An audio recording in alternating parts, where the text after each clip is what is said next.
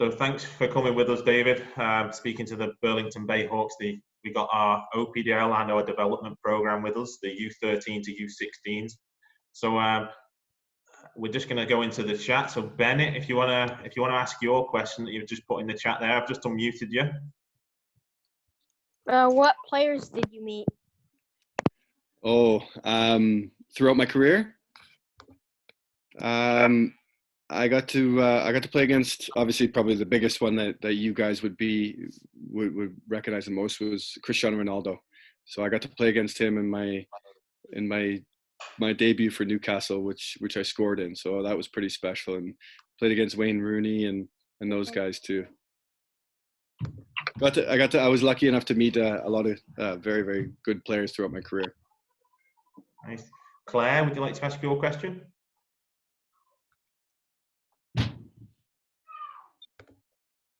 I'll just ask it for us. So it's if you could pick one soccer drill, so one exercise, what would it be?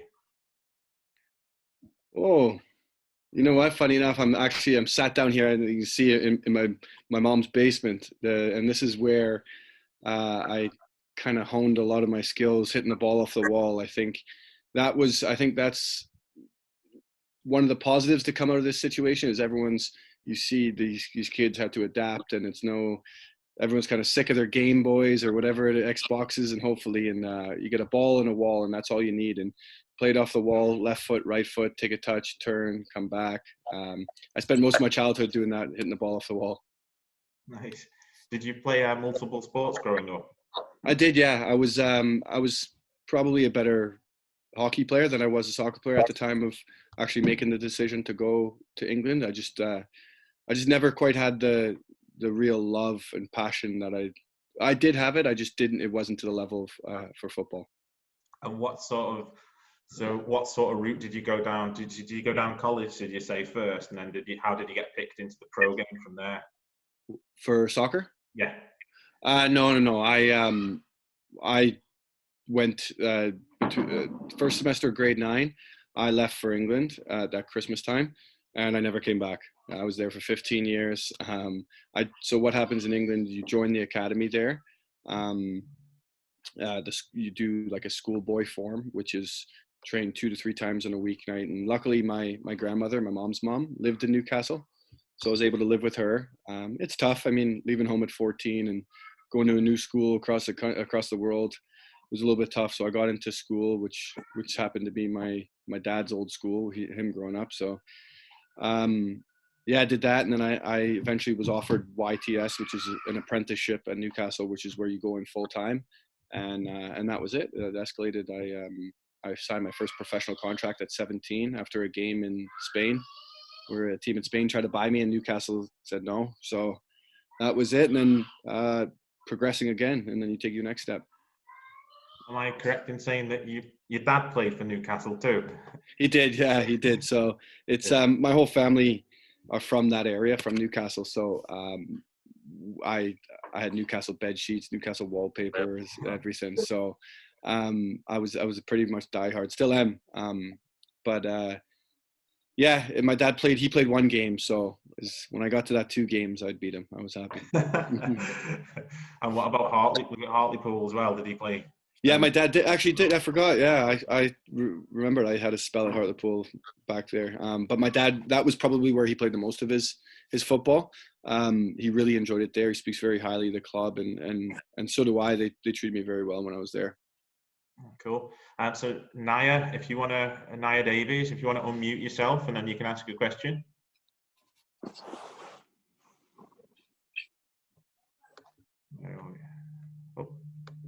I'll just ask a question for her. So it's do you think trick moves are important, and what sort of tricks would you use the most?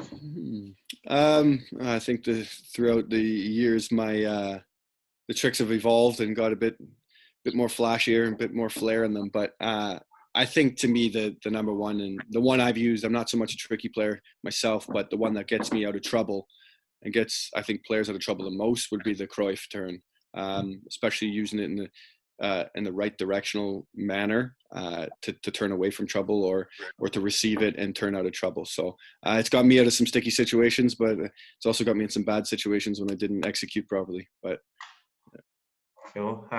Mackenzie, do you want to unmute yourself and then you can ask your question? Yeah. How much do you practice? Well, obviously we're in a strange little time here, but I seem to be, well, I am doing something most days. It's kind of funny when you're younger, you train every day, and then through the middle of your career, you seem to be training in more games. But now I can't take any days off. I'm getting to that age where I can't let my body switch off, and I look after it every day. But I tend to take probably 2 down days a week, and I definitely try to switch off Sundays and spend some time with my daughters and my wife, just to switch off from the game a little bit. But you never actually do switch off. Cool. So the next question is coming from April, who's also played professionally in Sweden. I'm not played there, but I'll let her ask you a question. Oh, you want me to ask it? Okay. I was just going to say, what advice do you have for some of the younger players on this call looking to play professionally or at the next level? I think one that it's a question I get asked a lot. Personally, for me, it's that enjoyment. I think, especially at their age, you've always got to love it, and no matter what. And my dad still texts me now. I'm 32, going to be 33 next week, and he still texts me, "Good luck, have fun" before a game. And I think that's the main thing.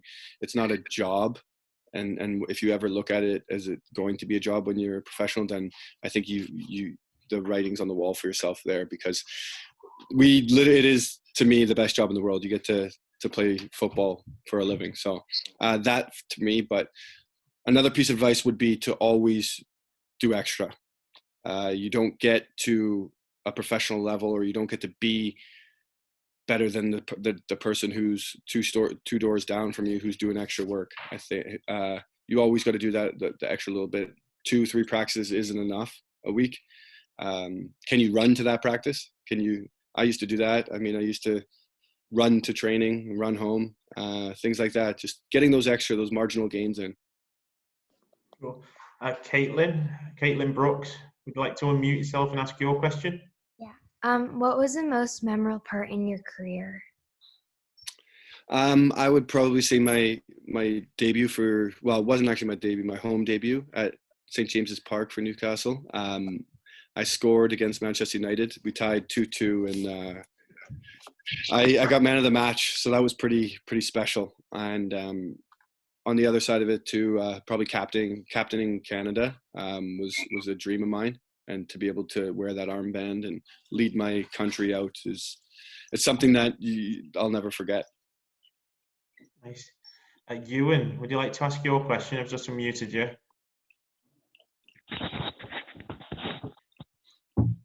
Yeah. Did you have dual citizenship for Canada and England? I did, buddy. That's a great question. My parents are English, so I was eligible for a British passport. When I did get there, I mean, at that age, it was something I didn't really think of. But when I got there, it turned out to be a bit of a problem, and I was one of the lucky ones that got everything sorted.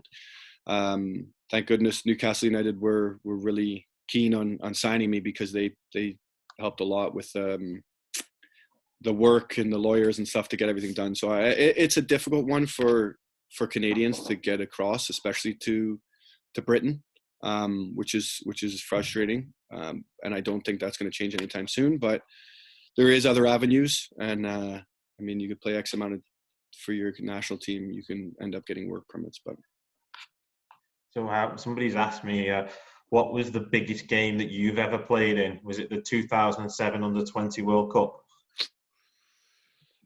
Yeah, that was a massive one for me, and it was also a massive disappointment. Considering the lead up to the tournament we had, that's gonna be one that'll always sting for me. We just didn't show up as a group. What happened? Like, for someone like myself, I didn't actually know about that game. Somebody's just put it in. What happened? Did you make it to the finals, or what happened?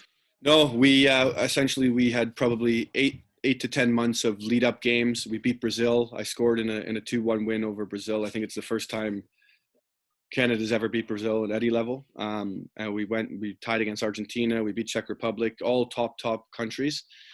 And then we didn't score a goal or win a game in our group stages and didn't get out of it. And it was a pretty big letdown considering the standards we set. Whether that come down to mentality, I don't know, but I think the occasion got to some people. And is that Kennedy? It just says Carrie Van. So, is it Kennedy? Do you want to unmute yourself? Carrie Van's iPhone. I'll just see. So I'll just ask her questions. He's asked, what is your favourite part about playing soccer? All of it. I love everything but warming up. It's probably and that's the one thing I have to do the most now. But it's just the best, isn't it? It's the best sport in the world. You could play it anywhere, ball in a wall, like I say. But I would say game days, you can't replicate a game day. Train all week, but that Saturday at 3:00 or whatever time it may be, it's just the best time. What was your favourite part of like training? Like, I know, just games. If it was games, what was your best aspect of the games? Even like, did you like scoring even though you were a centre defender? Yeah. I went over to England as a midfielder, centre midfielder, and I still class myself as a centre midfielder in all honesty. But so whenever we get to play those five-a-sides or small-sided games, I always push on, and I never want to defend, and nobody really wants to be a defender, do they? And if you do, then fair play. But you're just too slow to be a midfielder. That was my problem. I'll just unmute Bennett again. He's got another question. Go on, Bennett. Did you embarrass any players with good skills, or like do any really good skills around players and just a really memorable moment? Well, the Man United game, I didn't do much through my career, buddy, but in terms of skill-wise. But that same game, the Man United game, I did one turn where I sent Gary Neville for a taxi outside of St. James's Park. He went flying in, but at the same time, I got a little bit too confident near the end, and I tried to meg Cristiano, and he won it back, and luckily it went out for a throw-in, or else he was in on goal, and that would have been game over, and nobody would ever mention the debut again. But Claire, would you like to unmute yourself? Oh, so she's just asked when you were younger, did you ever want to quit at any stage? No, never crossed my mind. It was always, to me, it was just a case of. Actually, no, I take that back. It wasn't a case of what level. I was always, to me, whether it happened or not. And I remember my dad saying to me at the time, he's like, "Listen, I don't think you really understand what you're embarking on and how hard this is." But I think I was so single-minded and had that tunnel vision that I was going to play at the top level. There would be things I would have changed throughout my career, worked different areas, things like that. But you don't learn. It's easy to say that now, but no, never once did it cross my mind. It just says Herman's. Do you want to? Is it Herman's? Do you want to unmute yourself and ask your question? What positions do you play? I'm a center back, or more of a holding midfielder, so like a number 6. Cool. Maywar, would you like to unmute yourself? What was it like playing for the Newcastle Academy? Yeah, it was amazing. I mean, I was lucky enough. My nanny sent over every Newcastle shirt from when I was a kid, and I had all those. But to get, I'll never forget, to get the Newcastle training kit for the first time, get my bag, and get the socks and the shorts was amazing. I like I say, I've supported them since I was a little baby. I had the shirts, but to be able to get over there, and it was tough. I mean, you're a Canadian kid who. You're going in to take the position of some of the players there, but I got my head down and I loved it. I love Newcastle. What was the transition like for you from the UK to, like, from North America to, like, for the UK? That sort of, was it a different style of game? Was it more intense, more physical? Well, going back to the question about it, never crossed my mind to quit. But when I got there, I mean, I was someone, without sounding big-headed, but I was someone in Ontario and Canada who I was at the top, and then I got to England, and I remember playing a game against, it was Sheffield Wednesday, and I was playing center midfield, and the game passed me by. And I thought, and then another game, I think we played against Man City, and it happened again for 45 minutes.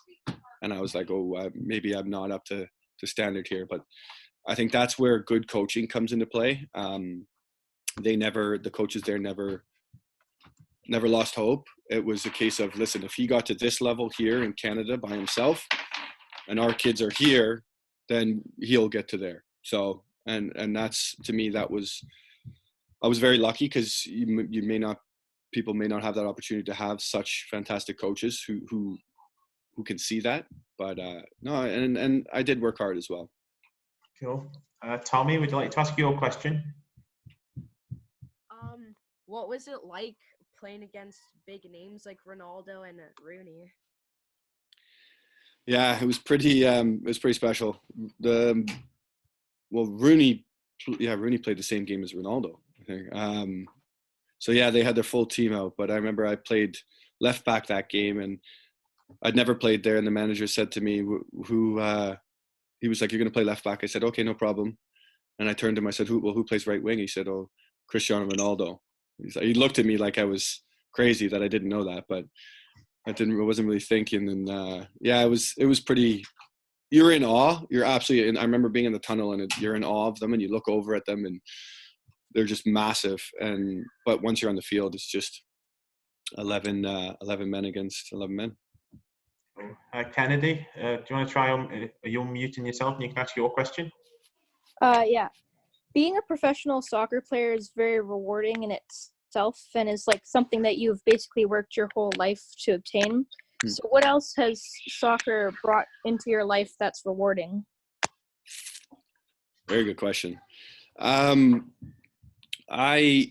Someone said it to me the other day, and I've never thought of it that way, but I was like, obviously I never went down the educational route. I never got to, not that I never got to, I chose not to, I went to high school or to university or things like that. But someone said, I got an education in life. I mean, I've got one of those maps for Christmas that you scratch off, and where I've been in the world is pretty special. And I wouldn't have had that opportunity had it not been for football.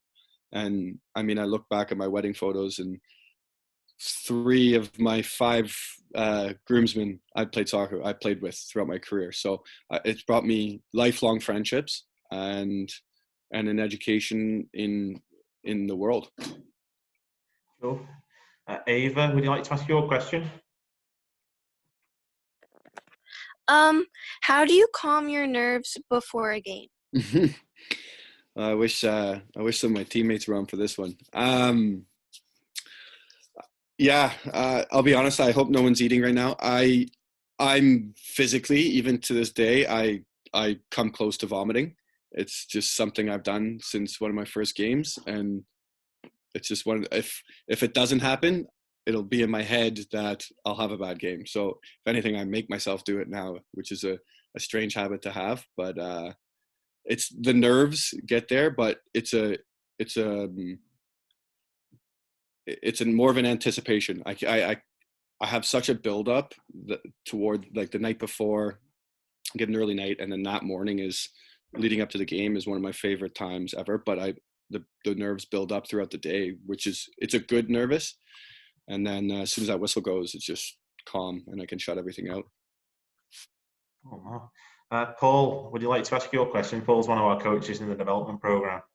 Yeah, hi, David. On our team, we often talk about how much time a player should spend improving on their weak areas and how much time they should spend on making their strong areas stronger.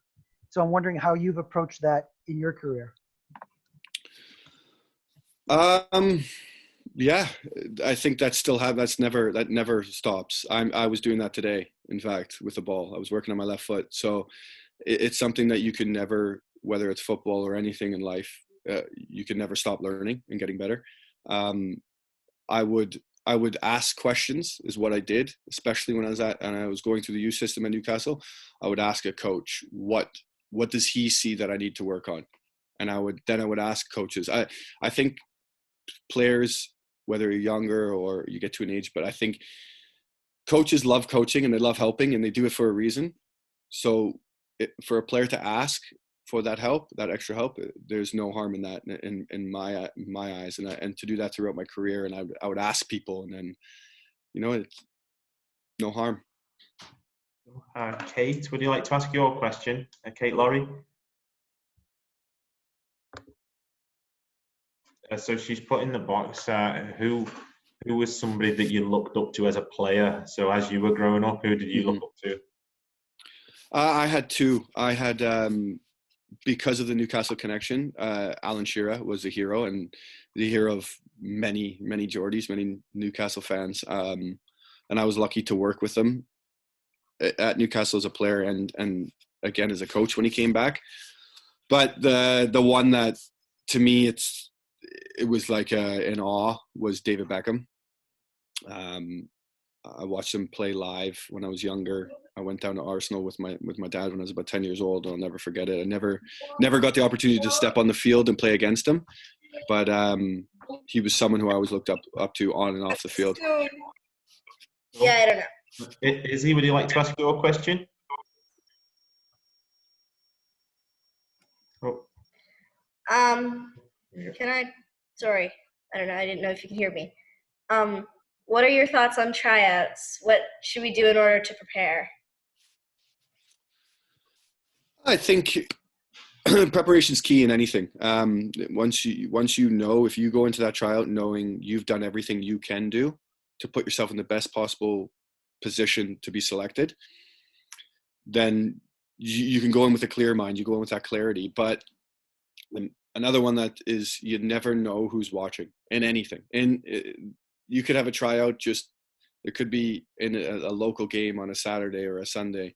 It could be a tryout. You never know who's watching. So to never switch off and to do everything, whether it's a warm-up, a passing drill, a possession, or, I know you mess around at the end and you're doing a shooting drill, but to stay switched on and to always at least show that you're paying attention, whether you're paying attention or not, and to be ready. I think that would be my advice.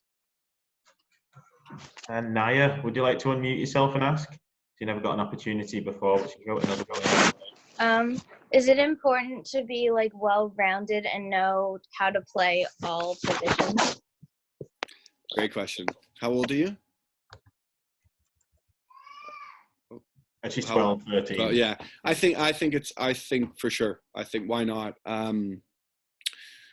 Don't pigeonhole yourself into a position early. I think everyone probably at your age wants to be a striker anyway, but for sure, go out there, ask to play different positions. As long as it's not goalkeeper, then ask to play different positions and play up front, play at the back. You learn. And the thing is with me, with that one, when I was saying that when I went over as a midfielder, that game, the coach put me back to center back, and it actually probably changed the course of my life and my career, because I took a step back only 10 yards, but I saw everything. I could see the picture. So you never know. You might go into a different position and go, okay, I like this one better. This suits me. Thank you. Connor and Nathan? How is football culture different in England than Canada? Something I'm would really like to work on, and I think it is getting there. And I love how you guys. This is an unbelievable question, but I love how you guys are even on this call. In England, it's a way of life. It's something that it's ingrained in you. They say you can choose your wife, but you can't choose your football team, and it's true. It is actually true. I was born into a Newcastle United family, but it's part and parcel. It makes grown men happy or sad throughout for the rest of the week. It's a crazy feeling, and to be a footballer who might be the reason to make those grown men or women happy or sad is it's a pressure that we've chosen, and I love it. Cool. Gigi, do you want to unmute yourself? I think this will be the last question because we're sort of running out of time now, unfortunately. No problem. How did you prepare before games? For me, my switch on would probably be Friday after training. I would get myself home. It's easier said than done now. 2 kids, I don't get a nap, but I'll have an early night. Used to be a nap in the afternoon, get up, have some food again. Always good food, carb loading Thursday, Friday, and then a solid night's sleep on the Friday night. But I would always get up early. And one thing I always did, whether I lived on my own or lived at home, I would wash the dishes. I'd always do the dishes before I left for the stadium. So that was any other questions? What I'll do, I'll put them in an email to yourself, David. Yeah, if you've got no the problem. time, No problem. we can answer one. There's only 1 or 2 left, but I'd just like to thank you on behalf of everybody at Burlington Soccer Club. No problem. For coming on and sharing your experiences with us. It's been great. So one last leaving thought. 2 people have asked me separately, Messi or Ronaldo? I don't get into that debate. I think we need to just enjoy the fact that we've got 2 of the best players to ever play, and we just need to embrace it and watch them. I just think they're fantastic. We could go. We talk about that for hours. They're fantastic. Thank you very much. I'll say Ronaldo only because I played against him. Take care, guys. I hope I can get out to a game sometime, hopefully, and I hope everyone's staying safe. That'd be fantastic. Thank you. Take care. Cheers. Bye-bye. Thank you, everybody.